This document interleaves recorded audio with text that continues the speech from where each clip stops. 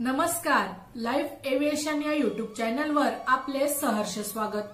आजच्या व्हिडिओमध्ये आपण जाणून घेणार आहोत स्वतःची व्हॅल्यू कशी वाढवायची। जाणून घ्या 10 गोष्टी, तुमचं अवघं आयुष्यच बदलून जाईल। आपण किती वेळा विचार केला आहे की आपली खरी व्हॅल्यू म्हणजे काय? आपण जेव्हा आपल्या जीवनात महत्त्वाकांक्षा ठेवतो तेव्हा फक्त यश मिळवणे किंवा पैशांचा संचय करणे हेच लक्षात येतं, पण आपली व्यक्तिगत व्हॅल्यू नेहमीच अनाकलित असते। आपल्याला जर खऱ्या अर्थाने जीवनात प्रगती करायची असेल तर आपली स्वतःची व्हॅल्यू ओळखून ती वाढवणे हाच मुख्य टर्निंग पॉइंट आहे। याचे कारण असे आहे की जेव्हा आपण स्वतःला अधिक महत्त्व देतो तेव्हा इतर लोकांनाही आपली व्हॅल्यू समजायला लागते। आणि म्हणूनच आज आपण पाहणार आहोत स्वतःची व्हॅल्यू वाढवण्यासाठी केवळ पैसाच नाही तर अन्य घटक सुद्धा महत्त्वाचे असतात। स्वतःमध्ये गुंतवणूक करा। जर तुमच्याकडे थोडेफार पैसे असतील तर ते ब्रँडेड कपडे किंवा महागड्या वस्तू खरेदी करण्यासाठी खर्च करण्याऐवजी काहीतरी नवीन शिकण्यासाठी वापरा। कारण वस्तू जुन्या होतील, कपडे फाटतील, पण ज्ञान कधीही नष्ट होणार नाही। सौरभ नावाचा एक तरुण आहे, तो दर महिन्याला 500 रुपये बाहेर खाण्यावर खर्च करायचा। एक दिवस त्याने ठरवलं की हे पैसे तो ऑनलाईन कोर्समध्ये गुंतवेल। काही महिन्यांनी त्याने डिजिटल मार्केटिंग शिकून फ्रीलान्स प्रोजेक्ट घ्यायला सुरुवात केली। आज तो महिन्याला 50,000 रुपये कमवतो, कारण त्याने स्वतःमध्ये गुंतवणूक केली। वॉरन बफेट म्हणतात, तुम्ही स्वतःवर जितकं काम करता तितकीच तुमची समाजात किंमत वाढते। इतर कुणी तुमच्यावर पैसे खर्च करेल याची वाट पाहू नका, स्वतःमध्ये गुंतवा। शिकण्यावर, आरोग्यावर, कौशल्यावर। ही गुंतवणूक तुम्हाला कधीच गरीब राहू देणार नाही। स्वतःवर केलेली गुंतवणूक तुम्हाला गरिबीतून बाहेर काढण्यासाठी मदत करेल। वेळेचं व्यवस्थापन शिका। वेळ ही सगळ्यात महागडी संपत्ती आहे। पैसा पुन्हा मिळवता येतो, पण वेळ गेल्यावर परत येत नाही। म्हणूनच वेळेचं योग्य नियोजन करणं हे यशस्वी होण्यासाठी अत्यंत गरजेचं आहे। डॉक्टर एपीजे अब्दुल कलाम यांचं वेळेचं व्यवस्थापन अगदी आदर्श मानलं जातं। ते म्हणायचे, if you want to shine like a sun, first burn like a sun. म्हणजे जर तुम्हाला तेजस्वी व्हायचं असेल तर आधी कठोर परिश्रम करावे लागतील, आणि हे परिश्रम वेळेच्या योग्य नियोजनाशिवाय शक्य नाहीत। जर तुम्हाला यशस्वी व्हायचं असेल, श्रीमंत व्हायचं असेल तर वेळेचा अपव्यय थांबवा आणि प्रत्येक क्षणाचं नियोजन शिका। कारण वेळेचं व्यवस्थापन म्हणजे आयुष्याचं व्यवस्थापन। पैशाबद्दल ज्ञान मिळवा। पैसा कमावणं महत्वाचं आहे, पण त्याहूनही महत्वाचं आहे पैशाचं शहाणपणानं व्यवस्थापन करणं।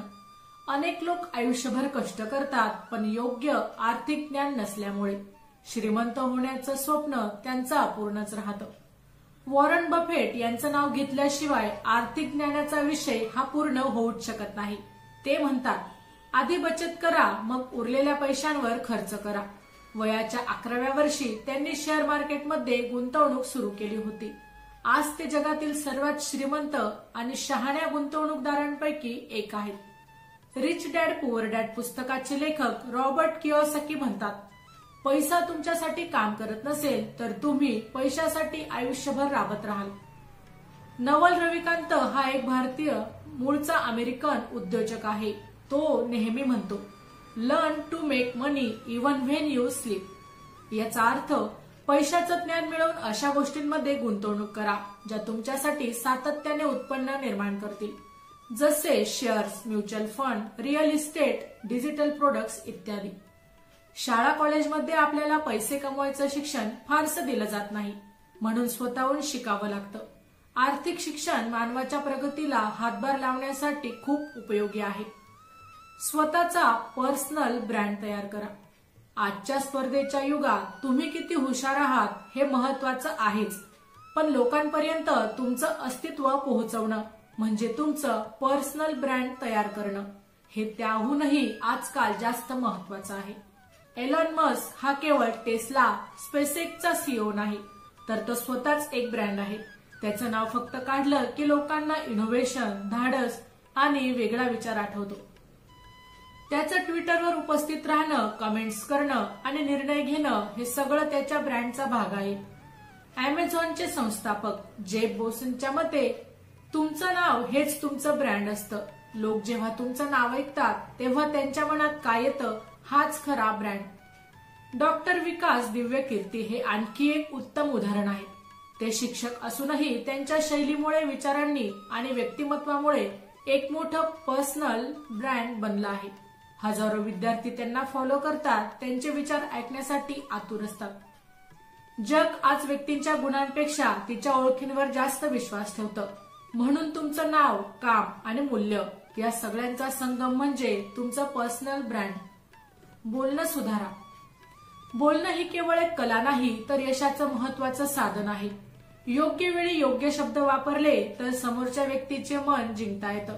पण तेच बोलणं अयोग्य पद्धतीने झाल्यास नातं, संधी आणि आत्मविश्वास सगळं गमावू शकतो.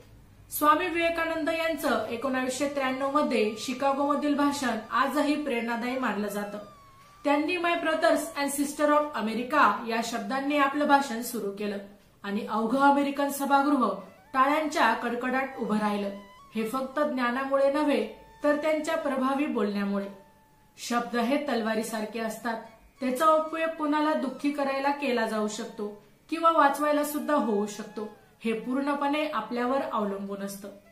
आपले पंतप्रधान नरेंद्र मोदी यांचं वक्तृत्व हे त्यांच्या यशामागचं मोठं कारण आहे. लोकांना प्रेरित करायचं, त्यांच्या मनामध्ये आत्मविश्वास निर्माण करायचा आणि आपलं म्हणणं पटवून द्यायचं, हे सगळं त्यांच्या भाषण शैलीतून जाणवतं. त्यांच्या बोलण्यामध्ये समर्पक उदाहरण, दाखले आणि साधी भाषा असते जी सामान्य माणसालाही सहज समजते. बोलणं म्हणजे तुमच्या मनातलं तुमच्या तोंडून जग समोर मांडणं. ते जर स्पष्ट, समजण्यासारखं आणि प्रभावी असेल तर तुम्ही कुठल्याही क्षेत्रात सहज यशस्वी होऊ शकता. शिस्त ही नवीन श्रीमंत आहे. आजच्या वेगवान जगात यश मिळवण्यासाठी एक महत्वाचं सूत्र म्हणजे डिसिप्लिन, शिस्त. शिस्त म्हणजे तुमचं लक्ष्य साध्य करण्यासाठी त्यावर काम करत राहणं. कितीही अडचणी येऊ, कितीही लहान मोठ्या अडचणी आल्यानंतर तुमचं लक्ष न भटकता एकाग्र राहणं. सुशील कुमार हा 2 वेळा ऑलिम्पिक पदक विजेता कुस्तीपटू ठरला. तो त्याच्या यशासाठी ज्या गोष्टीला महत्व देतो ती म्हणजे शिस्त.